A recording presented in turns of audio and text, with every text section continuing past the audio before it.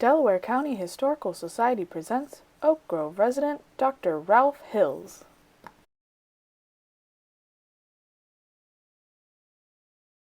As you can see by the map, Ralph was buried in Mount Pleasant section. Good afternoon. I am pleased to be here in Delaware, Ohio. I have always considered this my hometown. Over the years, I established my roots here, only to have my life's work take me away from here several times. Here is just a part of my story. I was born to Dr. James Hills in Beulah Hills, just down the road in Worthington. That was in 1809. My father moved our family to Delaware in 1822. My father was considered one of the best doctors, and he was one of the earliest physicians of Delaware. It was unfortunate that he was to die at a young age of 49 years old. His untimely death also affected the course of my own medical career. I was 21 years of age and in medical school in Cincinnati when my father died. This was in 1830. Arrangements were made so I was able to get my certification and begin my medical career here in Delaware. But soon I was offered a position with my Uncle Eli Todd. Uncle Eli headed the Hartford Retreat for the Insane in Connecticut. This experience led me to realize that treating diseases of the mind was as much a part of medicine as curing diseases of the body.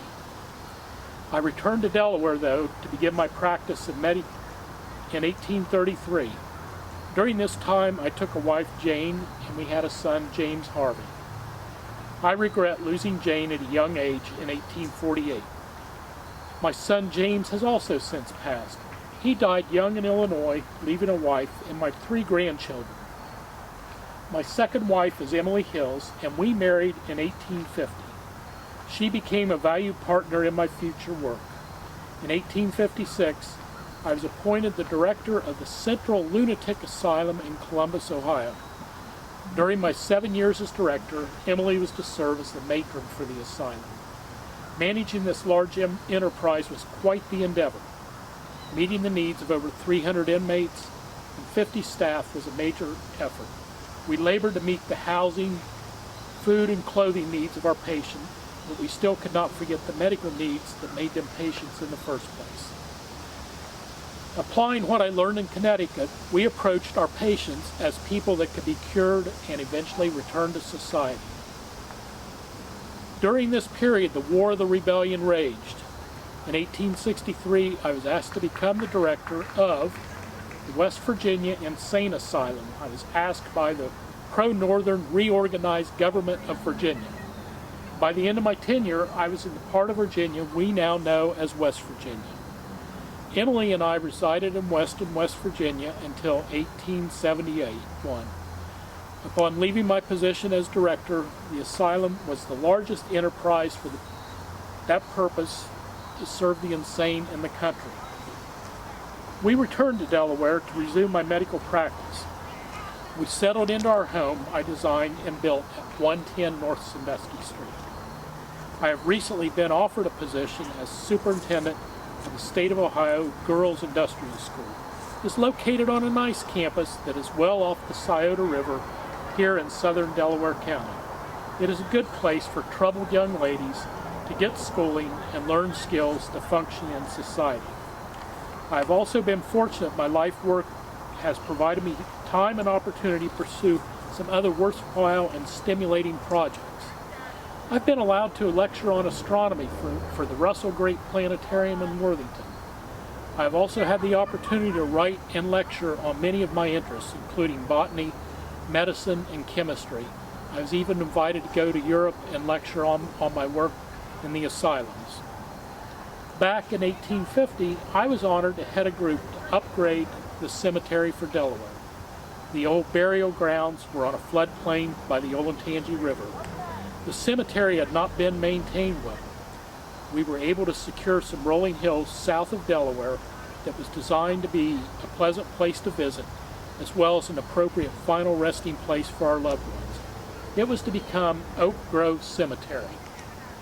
In 1853, myself and a group of leading Delaware citizens recognized the need for a college dedicated to educating females. With lots of community support, we organized the purchase of land at the end of Winter Street. This was to become the site of what was the Ohio Wesleyan Female College. We were validated by the success of the project when it merged with Ohio Wesleyan University just this past year of 1877. Of course, they will maintain separate female living quarters at Monet Hall and Stuyvesant Hall, but this is an endeavor of which I take great pride. Back when I was in Connecticut doing my work at the asylum, I recognized the need for a professional journal to allow the free exchange of professional methods for the treatment of the insane. To that end, I established and edited The Counselor. It was the first professional journal for the medical profession dedicated to studying the diseases of the mind. I have also been granted a patent for my design methods of building fireproof buildings. Built into the design is a concrete reinforcement in steel to stifle the spread of fire. Among the buildings using this design are my home on North Sandusky Street, the Delaware County Courthouse, and the main buildings at the Girls Industrial School. Now, I am happy to be reflecting here in the quiet of the country.